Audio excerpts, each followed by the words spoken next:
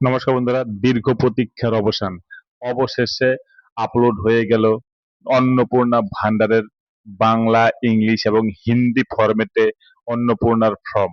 আগেই বলা হয়েছিল যে আজকে অর্থাৎ 27/5/2026 কিন্তু এই ফর্মগুলো পাবলিশ করা হবে। তো সেই হিসেবে কিন্তু security.wb.gov.in এই ওয়েবসাইটে কিন্তু পাবলিশ হয়ে গেল লক্ষ্মীর ভান্ডারের পরিবর্তে যে অন্নপূর্ণা ভান্ডার রয়েছে সেই ফর্ম, অর্থাৎ ডিটেলসে কিন্তু ফর্মগুলো দেওয়া হয়েছে। আপনি অনলাইন এবং অফলাইন দুই ভাবেই কিন্তু আবেদন করতে পারবেন।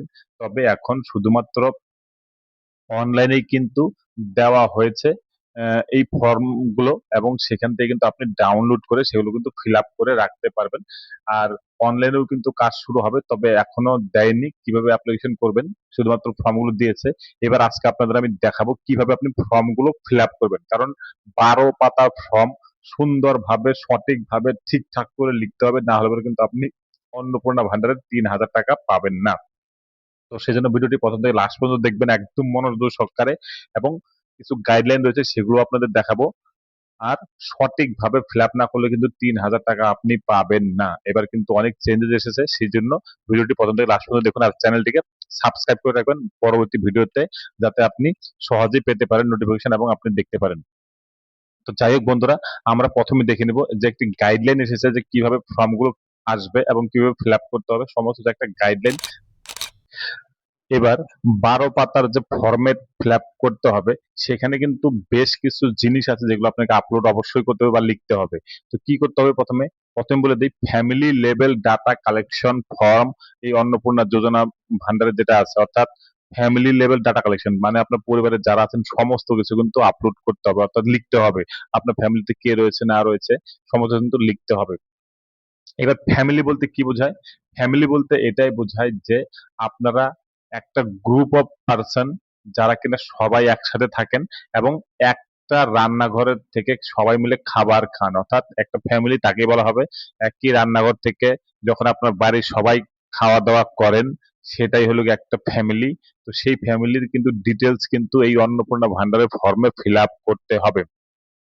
বিডিও হলো গিয়ে আপনার গ্রামে যারা থাকেন তাদের ক্ষেত্রে বিডিও, এবং শহরে যারা থাকে তাদের জন্য এইচডিও, এবং কলকাতার জন্য কেএমসি অফিসার যারা আছেন তারা কিন্তু এই কাজগুলোর সাথে যুক্ত হবেন। ডিএম এবং কেএমসি কিন্তু সমস্ত ট্রেনিং প্রোগ্রাম থেকে শুরু করে সমস্ত কিন্তু এঙ্গেজমেন্ট সমস্ত কিছুটাই তারা দেখবেন। এবার বলে রাখি, একবার যদি বেনিফিশিয়ারি সাবমিট করে দেয় family level data collection form Annapurna যোজনার জন্য, তারপরে সেটা কিন্তু ডিজিটাইজড করা হবে এইচডিও, বিডিও এবং কেএমসি অফিসিয়ালদের দ্বারা। ঠিক আছে? Online portal for filling up the online form Annapurna Yojana is being develop, অর্থাৎ অনলাইন ফর্মও কিন্তু ফিল আপ করা যাবে, তবে এখনো সেটা ডেভেলপ চলছে, অর্থাৎ এখনো শেষ হয়নি। সেটা যখন অন হয়ে যাবে তখন কিন্তু আপনি সেখানে অনলাইনে আপলোড করতে পারবেন। তো তার আগে এখন আপনাকে অফলাইনে কিন্তু করতে হবে।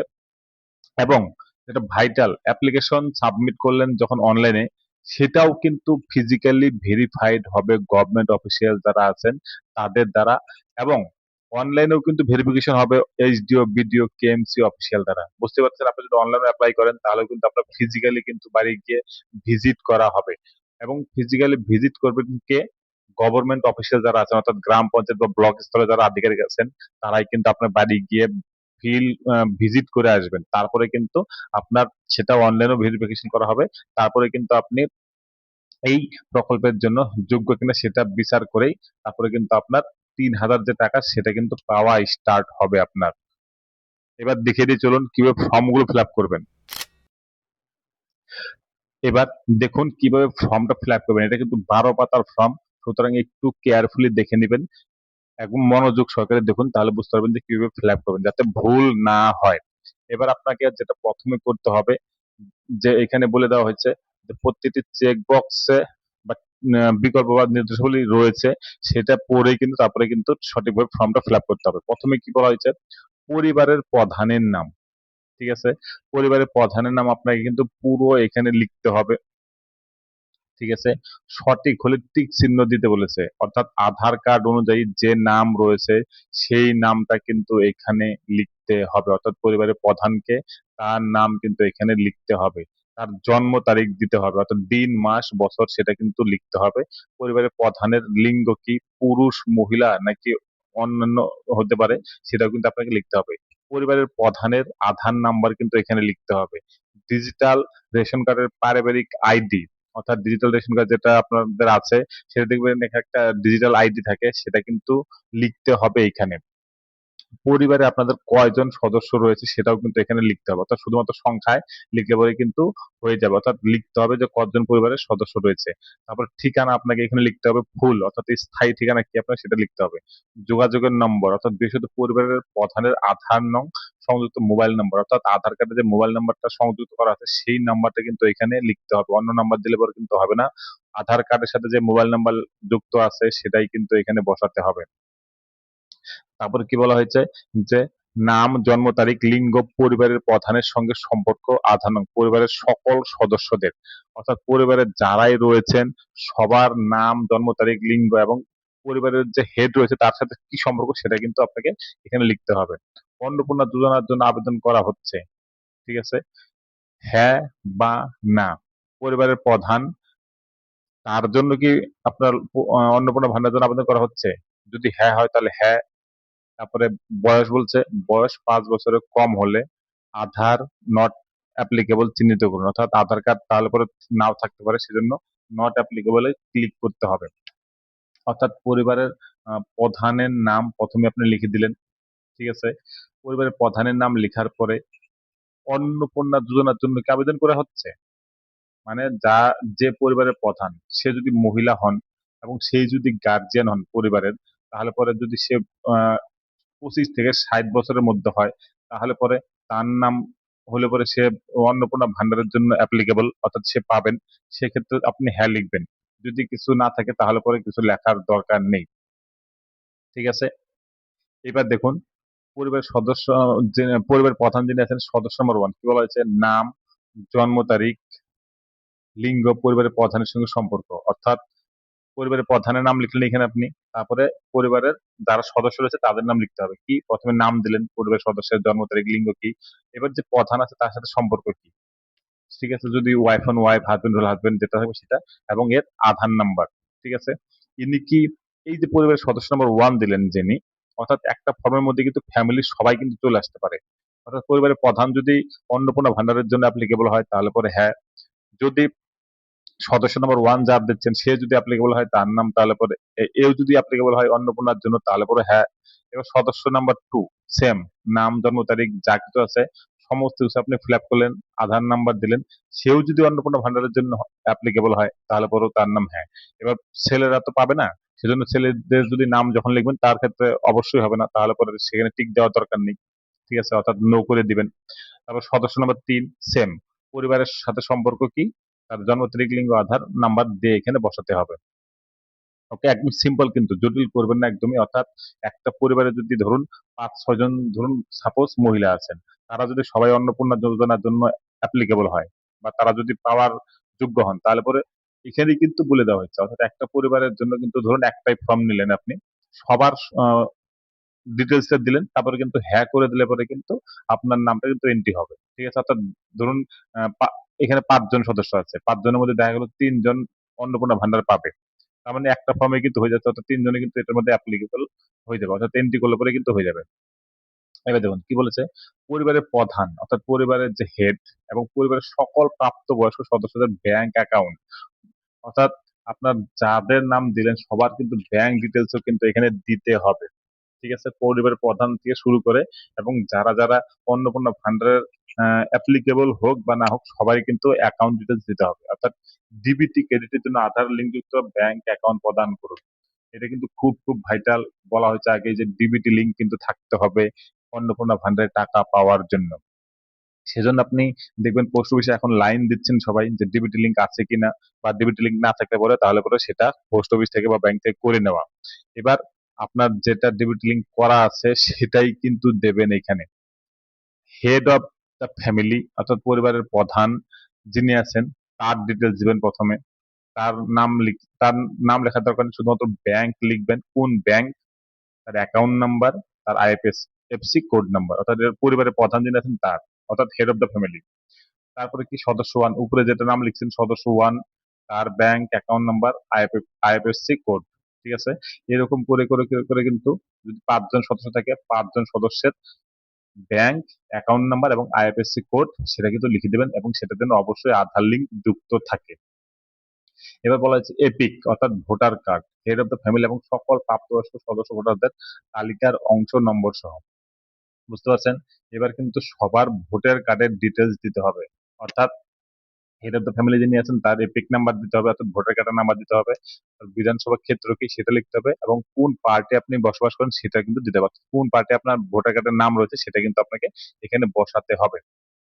এরকম করে করে সদস্য ওয়ান থেকে শুরু করে 5 জন সদস্যের ডিটেলস কিন্তু এখানে আপনাকে লিখতে হবে।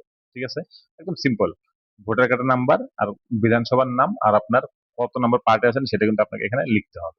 ঠিক আছে, ভোটার কার্ড দেখলে বোধহয় আপনি বুঝতে পারবেন। এবার বিভাগ, অর্থাৎ আপনি কোন ক্যাটাগরিতে পড়েন সেটা কিন্তু লিখতে হবে। এখানে কি বলা হয়েছে, প্রযোজ্য শংসাপত্র যেমন জাতীয়ত্ব, আর্থিকভাবে দুর্বল অর্থাৎ ইডাব্লিউএস যদি থাকে সেটা, বা আপনি শিডিউল কাস্ট এসটি হতে পারেন সেটা, বা ক্রিমি লেয়ার শংসাপত্র যদি থাকে সেটা, এটা কিন্তু এখানে লিখতে হবে, অর্থাৎ কোন ক্যাটাগরিতে পড়তেছেন আপনি। যদি আপনি এসটি হন এসটি তে ক্লিক করবেন, শিডিউল কাস্ট হলে শিডিউল কাস্টে ক্লিক করবেন, এবং অবশ্যই যেন আপনার কাছে সার্টিফিকেট থাকে। এরপরে বলি রেশন কার্ডের ডিটেলস কিন্তু দিতে হবে। আপনার কি ডিজিটাল রেশন কার্ড আছে? এবার দেখুন বেশিরভাগই কিন্তু যাদের রেশন কার্ড আছে সবই কিন্তু ডিজিটাল হয়ে গিয়েছে। তো সেজন্য বলে রাখি, সবাই কিন্তু এটাই দেবেন যে আপনার ডিজিটাল রেশন কার্ড আছে, এটা কিন্তু আপনাকে অবশ্যই উম, বলতে হবে। ঠিক আছে, হ্যাঁ হলে পরে হ্যাঁ, নো হলে পরে নো।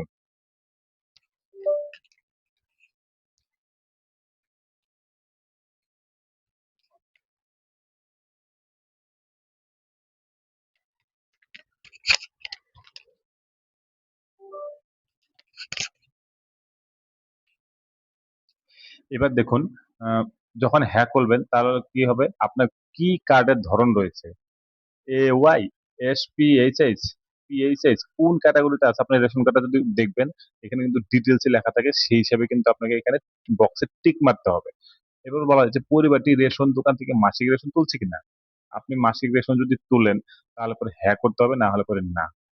সম্পদ, এবার কি বলা হয়েছে, যেটা সঠিক সেটাতে টিক চিহ্ন মারতে হবে। কি বলছে, বাড়ির ধরন, বা আপনার বাড়িতে কি তিন বা তার বেশি পাকা ঘর আছে, অর্থাৎ আপনার বাড়ি কি ধরনের, তিনটা বা তার বেশি যদি পাকা ঘর থাকে তাহলে পরে হ্যাঁ হলে হ্যাঁ, না হলে না। পারিবারিক জমির মালিকানা, আপনার কি জমির মালিকানা, কি বলা হয়েছে, রেজিস্ট্রেশন নথি, মিউটেশন নথি এবং আর হাল নাগাদের তারিখ সহ সর্বশেষ জমির রেকর্ডের কপি, অর্থাৎ আপনার জমি কি কি রয়েছে সেই সমস্ত তথ্য, যেগুলো আপনার কাছে ডিড আছে, মিউটেশন কপি আছে, এইসব যদি যদি থাকে তাহলে হ্যাঁ, আর যদি আপনার কাছে কোনো জমি টমি না থাকে তাহলে নো করতে হবে। ঠিক আছে, এরপরে দেখুন, বলা হয়েছে পরিবারের সকল সদস্যের মোট জমির পরিমাণ কত, অর্থাৎ পরিবারের এই যে যাদের যাদের নাম দিলেন এই সবার মিলে কতটা পরিমাণ জমি রয়েছে সেটা কিন্তু এখানে শতকে দিতে বলা হয়েছে। ঠিক আছে, কতটা পরিমাণে আছে সেটা আপনার দলিলে লেখা থাকবে, সেই হিসেবে কিন্তু আপনি শতকে বের করে এখানে লিখে দিবেন। যানবাহন সম্পর্কে বলা হয়েছে পরিবারের কোনো সদস্য কি অবাণিজ্যিক মোটরচালিত 4 চাকার গাড়ি চালায়। যদি হ্যাঁ হয় তাহলে হ্যাঁ করবেন, না হলে পরে না করবেন। তবে গাড়ির সংখ্যা লিখুন, আপনাদের বাড়িতে কয়টা গাড়ি রয়েছে সেটা কিন্তু এখানে লিখতে হবে। গাড়ির রেজিস্ট্রেশন নাম্বারও কিন্তু এখানে লিখে দিতে হবে। গাড়ির জিপ, কি কি গাড়ি, গাড়ি জিপ ট্রাক্টর হতে পারে, এইসব যদি হয় তাহলে পরে মডেল নাম্বার কিন্তু সেটা দিতে হবে। এবার বলা হয়েছে পরিবার ভিত্তিক সদস্যদের স্বাস্থ্য বীমা, আপনারা জানেন আমাদের বেশিরভাগই স্বাস্থ্য বীমার কার্ড করা আছে, সেই স্বাস্থ্য বীমার কার্ডের সম্পর্কে কিন্তু ডিটেলস দিতে হবে। কি বলা হয়েছে, যদি হ্যাঁ হয় তাহলে পরে সরকারি বা বেসরকারি বীমার অঙ্ক এবং প্রিমিয়ামের বিবরণ সহ উল্লেখ করতে হবে, অর্থাৎ হেড অফ দ্য ফ্যামিলির যদি কোনো স্বাস্থ্য বীমা করা থাকে সেটা মানে সরকারি না বেসরকারি সেটা কিন্তু দিতে হবে, অর্থাৎ আপনার যদি স্বাস্থ্যসাথী কার্ড থাকে যেটা সরকারি সেটা হলে তাহলে পরে সরকারি দিবেন, আর যদি বেসরকারি থাকে তাহলে বেসরকারিতে ক্লিক করবেন। এবং বীমার পরিমাণ বা অঙ্ক যদি থাকে সেটাও কিন্তু এখানে লিখতে হবে, কত বেসরকারি যদি হয় তাহলে কত টাকার বীমা করা আছে সেটা কিন্তু এখানে দিতে হবে। প্রিমিয়ামের বিবরণ, অর্থাৎ আপনি কত টাকা দেন এই বেসরকারি যে স্বাস্থ্য বীমা করা আছে সেটার জন্য, সেটাও কিন্তু এখানে ডিটেলসে দিতে হবে। এইভাবে কিন্তু সদস্য ওয়ান সদস্য টু থেকে শুরু করে আপনি যে কজন সদস্য আছে সবার কিন্তু স্বাস্থ্য বীমার ডিটেলস কিন্তু এখানে দিতে হবে। এবার বলা হচ্ছে আয় বা পেশা, তারপর কি এখানে কি বলা হচ্ছে আয় বা পেশা নিয়ে, কোন সদস্য কি আয় কর, অর্থাৎ কোন প্রফেশনাল ট্যাক্স বা প্যান কার্ডের মাধ্যমে কোনো ট্যাক্স দেয় কিনা, যদি হ্যাঁ হয় হ্যাঁ, না হলে না। পরিবার সদস্যদের প্যান কার্ড ডিটেলস কিন্তু এবার দিতে হবে যদি থাকে। যদি হ্যাঁ হয় তাহলে নাম এবং প্যান নাম্বার অর্থাৎ উল্লেখ করুন। এখানে প্রথমে হেড অফ দ্য ফ্যামিলির নাম লিখতে হবে, তারপর প্যান নাম্বারে দিতে হবে। এরকম করে সদস্য 1, 2, 3, 4, 5 পর্যন্ত এসে সবার কিন্তু প্যান ডিটেলস কিন্তু দিতে হবে। এরপর বলা হচ্ছে কর্মসংস্থানের ধরন কি, পরিবারের প্রধান যিনি আছেন তিনি কি করেন, ঠিক আছে? যেটা ঠিক সেটাতে কিন্তু টিক মারতে হবে। সে সরকারি চাকরি করে কিনা, বেসরকারি ক্ষেত্রে কোনো বেতন পায় কিনা, বা সংগঠিত ক্ষেত্রে অর্থাৎ স্বনিযুক্ত কোনো ব্যবসা করেন কিনা, বা পার্ট টাইম কোনো জব করেন কিনা, অসংরক্ষিত ক্ষেত্রে হতে পারে, বা পরিযায়ী শ্রমিক কিনা, বা বেকার কিনা, বা অন্যান্য যদি কিছু থেকে থাকে সেটাতে কিন্তু ক্লিক করতে হবে। অর্থাৎ সবার কিন্তু কর্মসংস্থান কি সেটা কিন্তু দিতে হবে। বা যদি ধরুন কেউ উম, গৃহবধূ তাহলে পরে বা হাউস ওয়াইফ, সেক্ষেত্রে কিন্তু আপনাকে অন্যান্যতে ক্লিক করতে হবে, ঠিক আছে? এরকম করে যে কজন সদস্যের বিবরণ দিলেন সবার কিন্তু এইভাবে টিক মারতে হবে, জাস্ট একদম সিম্পল। অর্থাৎ কে কি কাজ করে সেটা ডিটেলসে খালি শুধুমাত্র ক্লিক করা, ঠিক আছে? বেকার যদি থাকে বেকারে, বা অন্যান্য যদি হয় তাহলে অন্যান্যতে। পরিবারের শিক্ষিত প্রাপ্তবয়স্ক সদস্যদের সংখ্যা এবং পরিবারের অশিক্ষিত প্রাপ্তবয়স্ক সদস্যদের সংখ্যা, অর্থাৎ কে শিক্ষিত বা কে অশিক্ষিত সেটারও ডিটেলস কিন্তু দিতে হবে। এই যে যাদের যাদের বিবরণ আপনি দিবেন পরিবারের সবার কিন্তু কার কি শিক্ষাগত যোগ্যতা সেটা কিন্তু দিতে হবে, অর্থাৎ সর্বোচ্চ শিক্ষাগত যোগ্যতা সেটা দিতে হবে। প্রথমে দিয়ে দিবেন কয়জন শিক্ষিত আছে আর কয়জন অশিক্ষিত আছে, ঠিক আছে? পরিবারের প্রধান শিক্ষিত কি, যদি হয় শিক্ষিত তাহলে টিক মারবেন। আর শিক্ষাগত যোগ্যতা কি আছে সেটা কিন্তু এখানে লিখে দিতে হবে, ঠিক আছে? এরকম করে করে প্রত্যেকটা পরিবারের সদস্য যারা আছেন তাদের ডিটেলস কিন্তু দিতে হবে।